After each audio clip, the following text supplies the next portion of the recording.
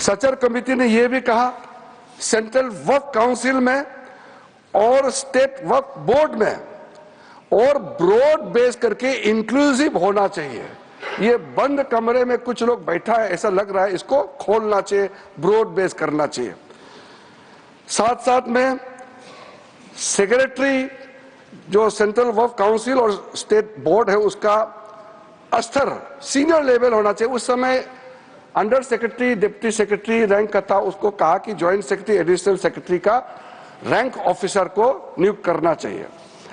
और साथ में सर बच्चों और महिलाएं और बच्चों के लिए स्पेसिफिक कदम उठाना चाहिए। ये सच्चर कमेटी ने उस समय रिकमेंडेशन किया। और उसके बाद एक ज्वाइंट पार्लियामेंट्री कमेटी का गठन हुआ जिसका अध्यक्षता के रहमान खान ने किया। और के रहमान खान जी अल्पसंख्यक मामलों का मंत्री भी रहा है, वरिष्ठ सदस्य थे। उन्होंने फिर पूरे ऑल पार्टी का सदस्य का एक जेपीसी हेड किया, उसमें कई मुद्दे उन्होंने रखे हैं और रेकमेंड किए हैं। मैं मेन वाला को यहाँ पॉइंट आउट करना चाहता हूँ। एक तो उन्होंने पॉइंट आउट किया कि जो इंफ्रास्ट्रक्चर है वक्फ बोर्ड का वो काफी नहीं है और मैन पावर और फंड बहुत ही मीगर है, कम है, छोटा है, वो काफी नहीं है। दूसरा कहा कि ऐसा लगता है कि सारा जो झंझट है वो मुतावली पे केंद्रित है। मुतावली को कैसे अपॉइंट करना चाहिए, कैसे हटाना चाहिए, सारा विषय वही केंद्रित है। इसको भी पॉइंट आउट किया है। फिर डॉक्यूमेंटेशन के बारे में और सर्वे के बारे में वक्फ प्रॉपर्टी और लीगल जो सेटअप होना चाहिए वक्फ को लेकर के, इसके बारे में भी computerisation of Waqf board, central data bank होना चाहिए, इसका भी उस समय के जेपीसी ने कहा। म्यूटेशंस, रेवेन्यू रिकॉर्ड और to adopt sound and acceptable financial and budgetary practices, इसका भी सुझाव दिया। और फिर लीज करने का जो वक्फ प्रॉपर्टी को किस तरीके से लीज होना चाहिए इसका भी सुझाव दिया है। जितना ये तीन कमेटी रिपोर्ट्स सचर कमेटी को मिलाते हुए जो मुख्य रिपोर्ट रिकमेंडेशन किया है, सर मैं आपके माध्यम से सदन को बताना चाहता हूं, वो सारा रिकमेंडेशन रिपोर्ट्स को हम लेकर के आज ये बिल लेकर के, अमेंडमेंट बिल लेकर के इस सदन में आया है। इसलिए ये तीनों कमेटी, ये कांग्रेस सरकार में जो दूसरे और तीसरे कमेटी तो यूपीए सरकार थे, लेकिन शुरू वाला तो प्योर कांग्रेस गवर्नमेंट था। तो मैं मुख्य रूप से कांग्रेस पार्टी को और उसके जो सहयोगी दल है, मैं अपील करना चाहता हूं कि आज जो बड़ा कदम माननीय प्रधानमंत्री जी के नेतृत्व में हमने ये 2025 का वक्फ संशोधन बिल लेके आया है, तो आपका ही सोच विचार को आप जो पूरा नहीं कर पाया उसको पूरा करने का हिम्मत नरेंद्र मोदी जी सरकार ने लेके आया है, तो आप जरूर समर्थन करना चाहिए। आदरणीय अध्यक्ष महोदय जी, कई लोगों का हमने स्टेटमेंट सुना है टेलीविजन में भी और कल दूसरे सदन में भी। ये कोई नया कदम तो हम नहीं उठा रहे हैं, इतिहास सबका मालूम है। संक्षेप में 1894 में जो प्रिवी काउंसिल ने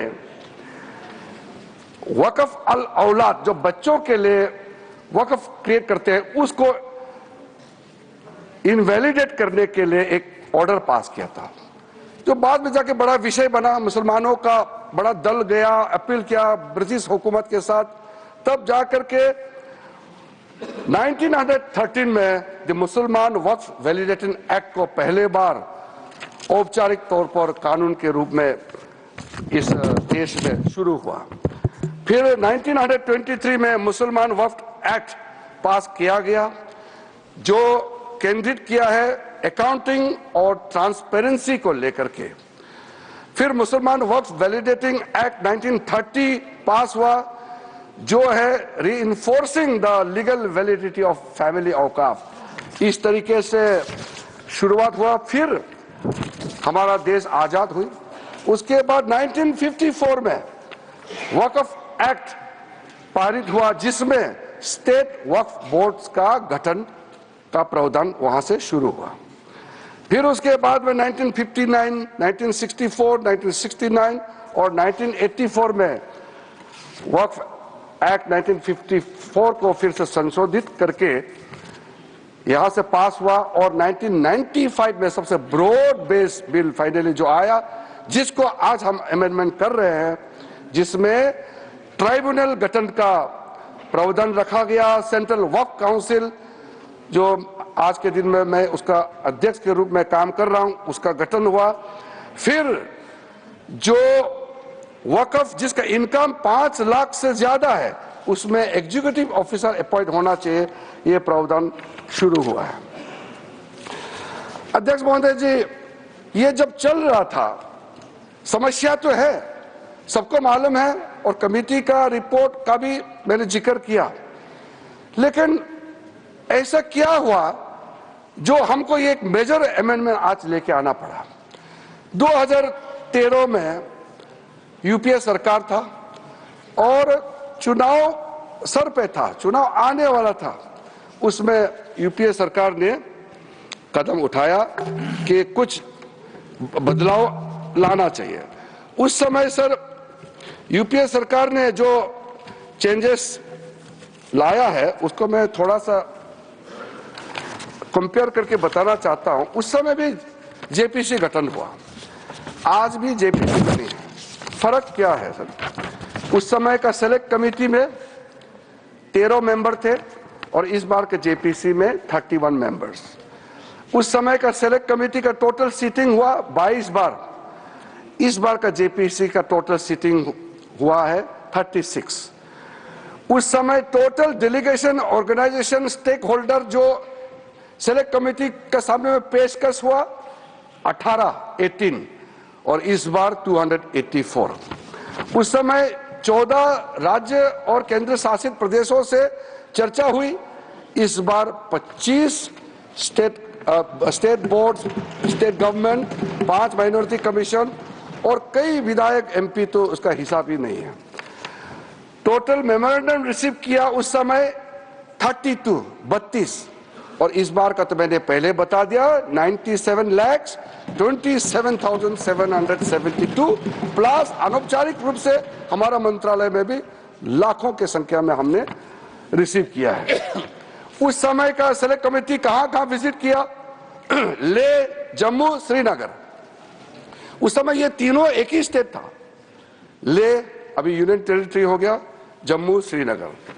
और इस बार कहां विजिट किया, मैंने आपका नाम पहले ही बता दिया, किस किस शहरों में इस कमेटी ने विजिट किया है। अध्यक्ष महोदय जी, जब हम लोग महत्वपूर्ण बिल पर चर्चा कर रहे थे, थोड़ा सा बैकग्राउंड संदर्भ को भी रखते हुए मैं बात को रखना चाहता हूं।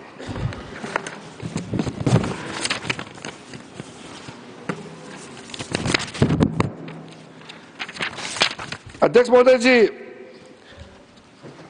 यहां कहा गया है कि हम जो कदम उठा रहे हैं मुसलमानों को नुकसान होगा। कई लोगों ने कहा ये अनकॉन्स्टिट्यूशनल है, गैर कानूनी है और मुसलमानों का हक छीना जा रहा है। अलग अलग तरीके से लोगों ने अपना बात को रखा है। ठीक है, बात रखने का अधिकार है, लेकिन मैं बहुत ही साफ तरीके से ये सारे जो आरोप लगाए हैं उसको मैं खारिज करना चाहता हूं। सर, सबसे पहले ये जो वक्फ प्रॉपर्टी होता है, इसका मैनेजमेंट, इसका क्रिएशन और इसका बेनिफिशियरी ये नॉन मुस्लिम के अलावा कोई और किसी के पास हो ही नहीं सकता है, मुस्लिम के पास ही रहेगा। कोई नॉन मुस्लिम इसमें हस्तक्षेप नहीं कर सकता है। जो वाकिफ होता है वो एक मुसलमान ही होता है, और जो औकाफ बन जाता है वो प्रॉपर्टी क्रिएट हो जाता है, उसको मैनेजमेंट कौन करता है? मुतावाली, वो भी मुसलमान ही होना पड़ता है। और किसके लिए वक्फ क्रिएट करता है? 3 पर्पस के लिए। धार्मिक, रिलीजियस पर्पस, अच्छा काम के लिए, पायस भगवान के नाम में, अल्लाह के नाम में, और चैरिटेबल, भला के लिए, बच्चों के लिए, महिलाओं के लिए, गरीबों के लिए, तो वो मुस्लिम ही होगा। तो यहां ये सवाल ही नहीं उठता है कि नॉन मुस्लिम, मुस्लिम धार्मिक भावना और धार्मिक व्यवस्था या वे किसी भी तरीके से मुस्लिम प्रॉपर्टी में, मैनेजमेंट में नॉन मुस्लिम हस्तक्षेप कर रहा है, ये सवाल ही नहीं उठता है। तो इसलिए मैं बहुत क्लियर करना चाहता हूं, ताकि हमारा जब डिबेट का जब सिलसिला शुरू होगा तो सुझाव हमको चाहिए कि वक्फ मैनेजमेंट में, प्रॉपर्टी मैनेजमेंट में वक्फ बोर्ड को और ताकत बनाने में क्या क्या और काम करना चाहिए, ये सुझाव हमारे माननीय सदस्यों से मिल सके। जो इंसान, जो मुसलमान अपना प्रॉपर्टी को ट्रस्ट के माध्यम से अगर चलाना चाहता है वो चला सकता है, उसके लिए कोई बंधन नहीं है। वक्फ एक्ट के अंदर में ये पूरा छूट दिया गया है, अगर आप वक्फ बोर्ड के माध्यम से चलाना चाहते हैं आपको पूरा इसके लिए इजाजत है। तो चैरिटी कमिश्नर जितना ट्रस्ट प्रॉपर्टीज को देखते हैं, निगरानी करते हैं, व्यवस्था को चेक करता है, उसी प्रकार से वक्फ बोर्ड जो है वक्फ प्रॉपर्टी को सही तरीके से चला रहा है कि नहीं, ये निगरानी करने के लिए वक्फ बोर्ड बनाया गया है, वो वक्फ प्रॉपर्टी को चलाने के लिए नहीं है। इसलिए ये बात को हम बहुत ही अच्छे तरीके से अगर समझ लेंगे तो बाद में हमारा चर्चा का स्तर भी वो ज्यादा अच्छा रहेगा। हमने सर जो प्रावधान किया है बेसिकली ट्रांसपेरेंसी को, अकाउंटेबिलिटी को, एफिशिएंसी को, ये तीन बड़ा पैमाना है। जवाबदेही तो होना चाहिए, क्षमता होना चाहिए, पारदर्शिता होना चाहिए। तो ये तीन जो व्यवस्था है ये हमारा पूरा एक्सरसाइज जो है इस पे केंद्रित होता है।